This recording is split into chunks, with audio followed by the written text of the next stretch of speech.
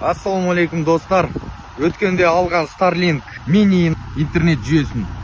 Соны қазір машинамызға орнаттық терезесіне.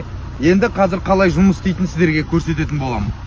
Бұда машинаға орнатам десеңіз, мынандай креплениялар болады. Терезеге немесе люгіңіз бар болса, люгіңізға да жапсырып қойсаңыз болады. Және де өте оңай. Бір ғана тоқ келеді де, мына жерде прикуритель дейміз ғой, соған келіп қосылады, болды. Ауыл шаруашылығында негізі интернет жүйесі өте керек нәрсе ғой бізге. Себебі жылқыларды GPS пен қараймыз. Ол GPS пен қарау үшін интернет керек, ал интернет дала басында ол ұстамайды. Онда мен осындай Starlink интернет жүйесін алдым. Өте қолайлы, керемет дүние. Себебі бұны осылай машинаға орнатсақ, тіпті үйге де орнатуға болады. Қараңыздар қалай ашып тұр.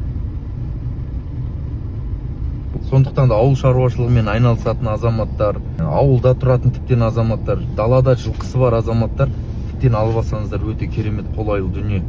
Төменге номер қалдырам. Керек болып жатса, хабарласасыздар сол кісілерге. Мен атына хабарласаңыздар, тіпті 5% жеңілдігінде жасап береді.